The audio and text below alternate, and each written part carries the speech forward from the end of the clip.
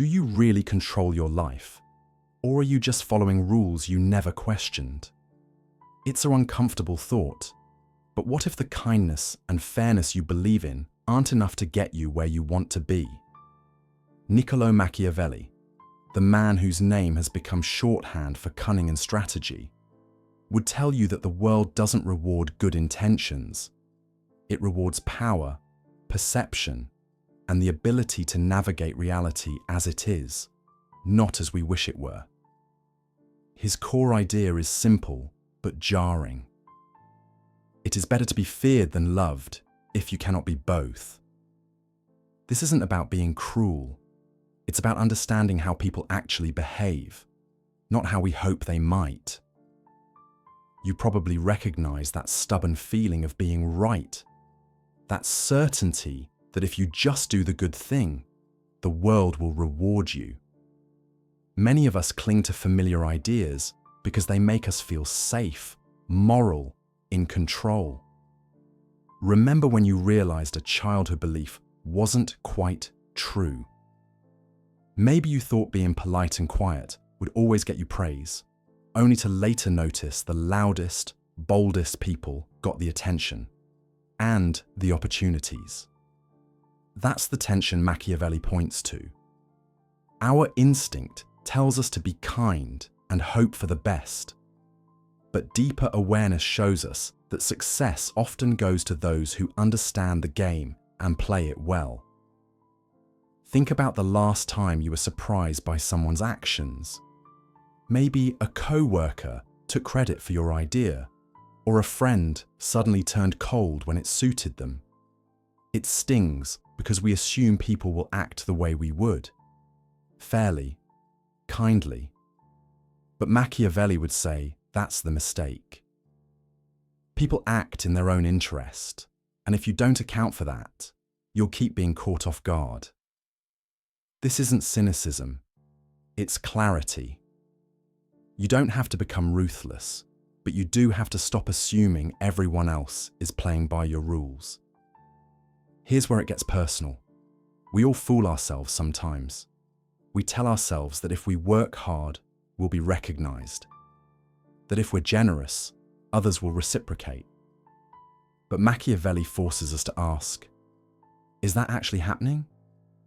Or are you clinging to a hope because the alternative feels too harsh? The truth is, the world doesn't run on karma. It runs on leverage, on perception, on the ability to influence outcomes. That doesn't mean you abandon kindness. It means you stop relying on it as your only tool.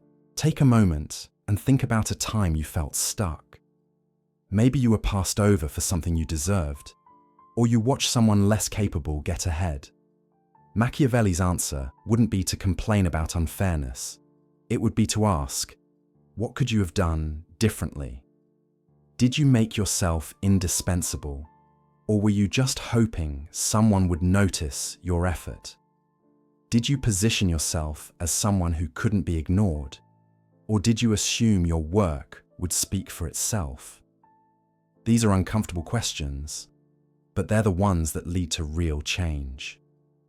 This isn't about becoming manipulative. It's about waking up to the reality that good intentions alone won't protect you or get you where you want to go. Machiavelli's real lesson is that power, whether in a career, a relationship, or life in general, comes from understanding how things really work, not how you wish they did. You can still be kind, but you can't afford to be naive. So where does that leave us? It's easy to dismiss Machiavelli as cold or calculating, but that misses the point. His ideas endure because they're honest. They force us to confront the gap between how we think the world should be and how it actually is. And once you see that gap, you can't unsee it. You start noticing the subtle ways people jockey for position, the unspoken rules that govern success, the moments when being nice actually holds you back. This cracks open a deeper understanding of why kindness alone won't always carry us through the messy realities of life. We begin our journey seeing the world in simple terms. Good people are rewarded, hard work always pays off, and fairness prevails. It's a comforting way to view things, like believing the tallest trees in the forest grow straight and untouched by storms. But life isn't a perfectly tended garden. It's wild, unpredictable, and often unfair. This initial phase is where we operate on autopilot, reacting to challenges with knee-jerk optimism or frustration, assuming the world should align with our ideals. Then comes the confusing middle. This is where things get messy, and our simple beliefs start to fray at the edges.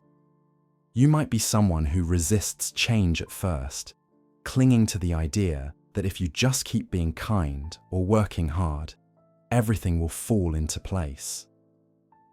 But then, you encounter situations where kindness is mistaken for weakness, or where playing by the rules leaves you behind while others cut corners and succeed. Machiavelli understood this phase well. He saw it as the moment when the gap between how we wish the world worked and how it actually works becomes impossible to ignore. Most of us feel uneasy during transitions like this, caught between the safety of old beliefs and the unsettling clarity of new ones. This is where Machiavelli's contrast between knee-jerk reactions and thoughtful responses becomes crucial. Knee-jerk reactions are rooted in idealism, like insisting on fairness in a system that doesn't value it. Thoughtful responses, though, come from observing the world as it is, not as we wish it to be. You may catch yourself pausing before reacting lately, starting to question whether your usual approach is really serving you. We start noticing that the people who thrive aren't always the nicest or the most virtuous, but the ones who understand the game and play it strategically. It's uncomfortable, even discouraging at times, but this middle phase is where growth happens. The new clarity emerges when we stop fighting reality and start working with it. Machiavelli didn't advocate for cruelty or ruthlessness for its own sake. He argued for practicality. It's not about abandoning kindness, but about recognizing when it needs to be paired with strength, discernment, and even a bit of cunning. The tallest trees in the forest don't survive because they're the gentlest. They adapt, bending in the wind while staying rooted. Similarly, we learn to navigate complexity without losing our core values. The confusion of the middle phase begins to make sense, not as a betrayal of our ideals, but as a necessary evolution. Through this discomfort, we start to see that success isn't about choosing between kindness and strength, but about integrating both. The world isn't black and white, and neither are we. Machiavelli's real lesson isn't that you have to become ruthless. It's that you have to become aware. Aware of the gaps between your expectations and reality. Aware of the subtle power dynamics at play in everyday interactions. And aware of when to soften your approach and when to stand firm. This isn't about becoming someone you're not. It's about becoming more deliberate in who you are. We all start with simple stories about how life should work. Then we hit the messy middle, where those stories crumble under the weight of real-world challenges. But if we push through, we arrive at a new clarity, one that doesn't discard our kindness, but fortifies it with wisdom. You might still prefer to see the best in people, but now you do it with your eyes open. You might still believe in fairness, but now you understand how to advocate for it in a world that doesn't always reward it. The journey isn't about abandoning your values, it's about learning how to defend them effectively. Most of us feel uneasy during transitions because growth requires letting go of old certainties. But that unease is also a sign that you're paying attention, that you're no longer content with surface-level answers. Machiavelli's insights remind us that the path to real-world success isn't paved with good intentions alone. It's built on observation, adaptation, and the courage to face the world as it is.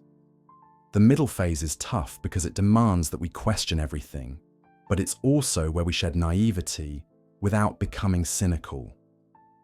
You may catch yourself pausing before reacting lately, and that's a good sign. It means you're starting to see the layers beneath surface-level interactions. We start noticing that people's actions often have hidden motivations, and that influence doesn't always come from being the loudest or the nicest in the room. This isn't about becoming manipulative, it's about becoming perceptive. The clarity that follows the confusing middle isn't a destination, it's a new way of moving through the world with both kindness and strategy. Through this discomfort, we learn that real strength isn't about force or domination, but about understanding the rules of the game so we can play it well. Machiavelli's wisdom wasn't about winning at all costs. It was about surviving and thriving in a world that doesn't always reward virtue. The journey from simplicity to clarity isn't easy, but it's necessary. And as we navigate it, we find that kindness alone isn't enough. But kindness paired with wisdom becomes unstoppable.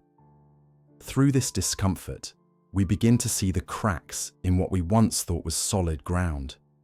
It's unsettling, like realizing the map you've been following is missing whole sections. But here's the thing, those cracks let in light. They show us where we've been clinging to ideas that don't quite fit, where we've been forcing ourselves into shapes that were never meant for us. And while that realization might sting at first, it's also the start of something new. This isn't about being wrong, it's about being ready to grow. You'll likely find daily decisions coming easier once you stop fighting against your own instincts. It's like untangling a knot you didn't even know was there. The tension eases, and suddenly, choices that used to feel heavy become lighter. Many notice old frustrations don't bother them as much, not because the world has changed, but because they've stopped banging their head against the same wall. There's a quiet power in realizing you can just step aside. Together we discover that growth isn't about adding more to our plates. It's about clearing away what doesn't belong. It's the difference between stuffing yourself into shoes that pinch and finally slipping into something that lets you move freely. And that's where the real journey begins. When we stop pretending, stop performing, stop trying to fit into molds that were never ours, we find a strange and wonderful thing, ourselves. Not the version we thought we should be, but the one that's been there all along, waiting for us to notice. This isn't some grand dramatic transformation. It's quieter than that. It's in the small moments, the deep breath you take instead of the old reactive sigh, the pause before answering that lets you speak from honesty instead of habit. It's in the way you start trusting your own voice, even when it wobbles. And bit by bit, the world around you starts to make more sense. Not because it's changed, but because you're finally seeing it clearly. Many of us spend years chasing after approval, bending ourselves into shapes that earn nods from others, but leave us aching. It's exhausting, isn't it? But here's the secret. The moment you stop contorting, the moment you stand up straight and take up space, something shifts. The people who matter don't leave. The ones who do, they were never really there for you anyway. And that's not a loss. It's a liberation. You'll start to notice how much energy you've wasted on things that don't serve you. Old worries that used to loop in your mind like bad elevator music begin to fade. Situations that once felt like crises now feel manageable, not because they're different, but because you are. There's a lightness that comes with this, a sense of finally being at home in your own skin. And that's where Niccolò Machiavelli's key insight rings truest. Freedom feels like finally taking off shoes that never quite fit. You didn't realize how much they were holding you back until you slipped them off and felt the ground beneath your feet. Together, we discover that the real journey was never about reaching some distant finish line. It was about learning to walk in a way that feels right for us. And that, more than anything, is worth celebrating. This isn't the end, of course. It's just the beginning. But now, instead of dragging that old weight, you're lighter, you're freer, and the path ahead, whatever it holds, feels like yours for the first time. That's the gift of this whole messy, beautiful process. Not perfection, but possibility. And that's more than enough.